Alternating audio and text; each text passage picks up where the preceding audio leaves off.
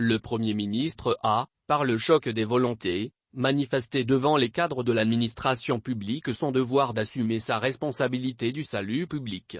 Le Premier ministre est passé de l'administration des choses au gouvernement des hommes, à incarner en ce moment particulier de l'histoire le destin de son peuple. Des grands hommes, il peut y en avoir quelques-uns par génération. Évidemment, ils ne peuvent apparaître que lorsque l'histoire génère de grandes circonstances, lorsque les tensions fondamentales incrustées au cœur d'un pays ou d'une époque s'exacerbent.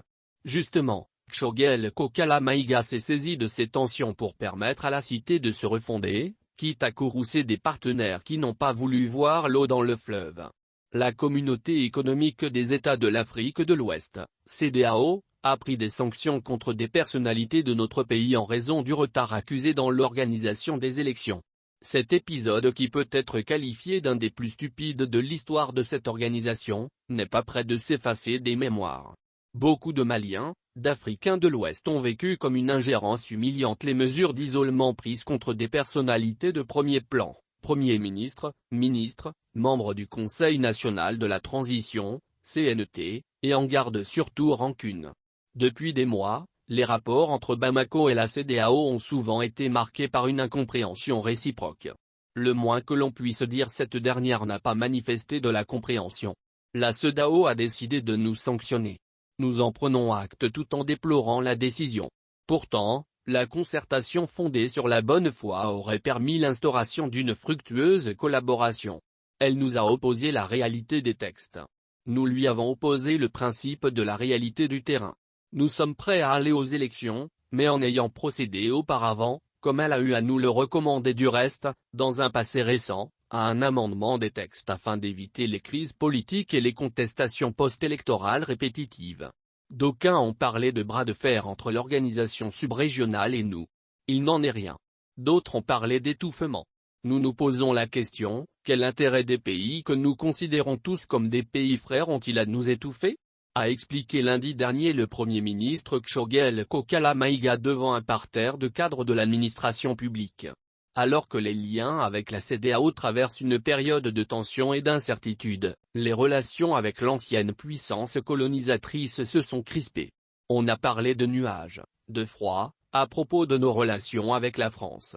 Pourtant, nul n'est mieux placé que la France pour comprendre nos aspirations profondes. N'est-elle pas celle qui, mettant fin à l'absolutisme royal, a inspiré au peuple le droit de penser et d'agir par eux-mêmes et pour eux-mêmes contre les puissants et les tortionnaires? La patrie des droits de l'homme et du citoyen peut-elle vouer aux gémonies des hommes aspirant à se prendre en charge hors de toute tutelle étrangère? Entre la France et nous, les liens sont si solides qu'ils résisteront aux humeurs passagères, a osé espérer le Premier ministre. Le partenariat avec la Russie s'est révélé un épouvantail qui ne fait peur qu'aux moineaux. La France veut conserver son influence politique, économique et diplomatique au Mali. La Russie est un allié traditionnel. À moins de chausser des lunettes périmées, on ne peut pas mettre les deux pays sur un pied d'égalité. Entre la France et ses anciennes colonies en Afrique, il y a un rapport de domination de plus en plus inacceptable.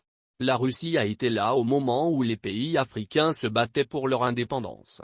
Et, elle peut poser son veto au Conseil de sécurité pour protéger le Mali et lui procurer des armes qui lui sont refusées ailleurs. L'on a essayé de nous dissuader de nouer un partenariat avec la Russie. C'est vite oublier les données de notre histoire contemporaine. Peu de pays dépassent les XURS dans la mobilisation de l'aide au développement en faveur du Mali. Enfin, certains ont parlé d'isolement. À cela, je réponds, le Mali n'a jamais été isolé, le Mali ne sera jamais isolé.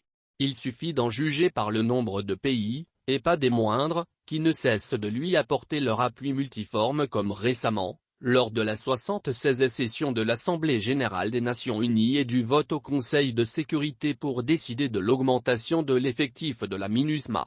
En ligne de mire, la France et les États-Unis qui se sont érigés en donneurs de leçons.